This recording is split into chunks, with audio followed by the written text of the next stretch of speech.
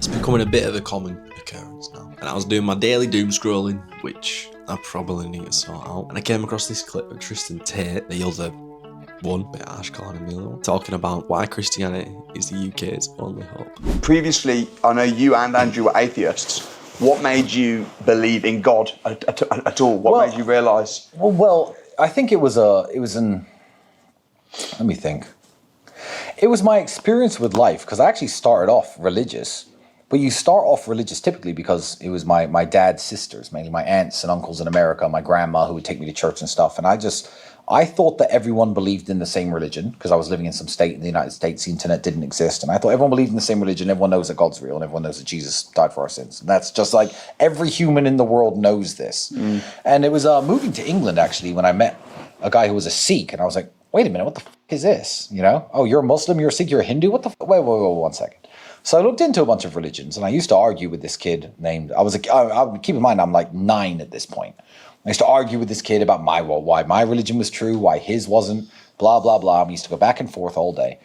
And I just kind of, one day, realized that I was only religious because my parents had taught me this certain religion, which is... Yeah, that's so many people. That is something that I wonder how you could sort that out, or kind of how you could plug that gap. Because Christianity is a choice, an individual choice for each and every person. It's very difficult to bridge that gap in a sense. Which is the reason most people are religious, to be fair, unless they actually look into their religion. And I fell away from it, and I decided that none of the religions were true. But as I got older and richer and found more time, I'm an avid reader. I read a lot of books. I started reading all the holy books again. I've read basically every one of every major religion that exists. Started reading the Bible again. I started researching Christianity, and I started researching Christian history and, you know, the story of how Christianity spread around the world and how it moved from the Middle East, you know, throughout all of Europe and Northern Africa, etc. And I fell back into Christianity because I understood it. As a kid, I was a Christian because my parents had told me to believe in X, Y, and Z. Never read a Bible. Most Christians have never read a Bible cover to cover. And it's like, yeah, I am this religion. My parents have told me that that's it, which is fine. By all means, take your parents' word on authority. But I think I was too cocky as a young man to just be like, I'm going to believe this because my parents said so. So I went years and years and years just not looking into it. I dismissed it. If I'd done some research earlier, perhaps I would have become a Christian much sooner. But it was when I started looking back into it, I was like, okay. Yeah, there's some truth to this. There's some truth to this. Well, that would be one hell of a coincidence. And then there you go. Ergo, I'm a Christian again. Yeah, so. I love that story. And I think I sensed you probably were. Like it says, right?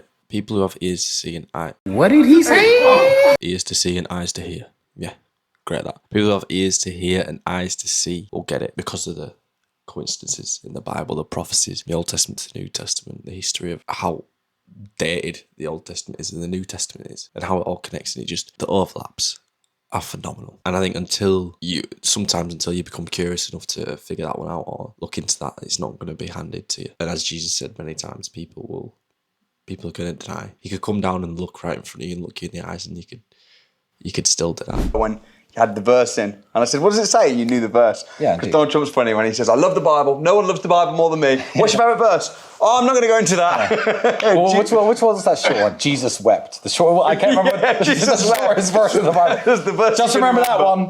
Yeah. But no, that's great. And I think, talking of the UK, I think we need to come back to God.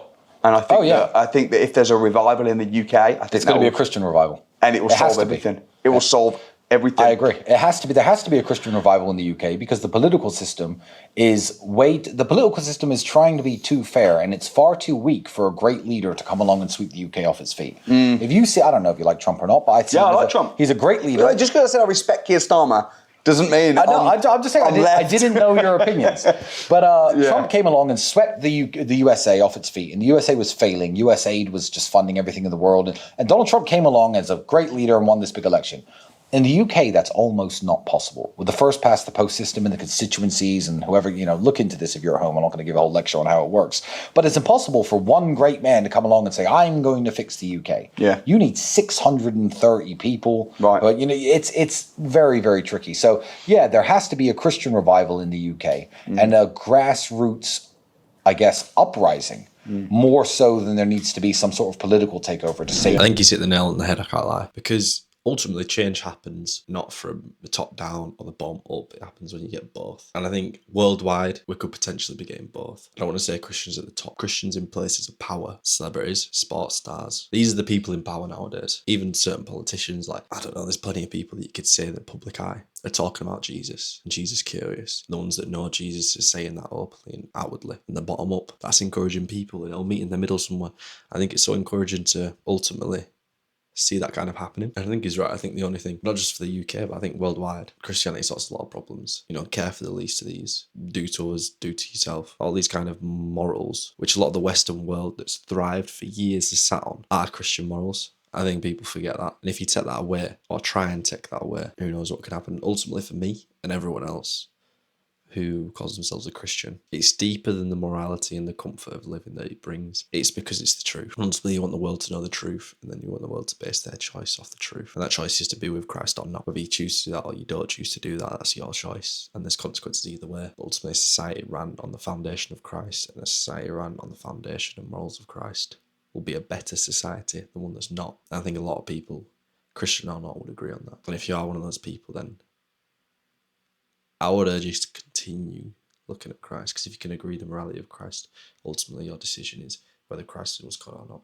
And as Tristan said, if you do the digging and do the claim searching, and do the historical evidence looking and find reliable sources, you'll find your conclusion.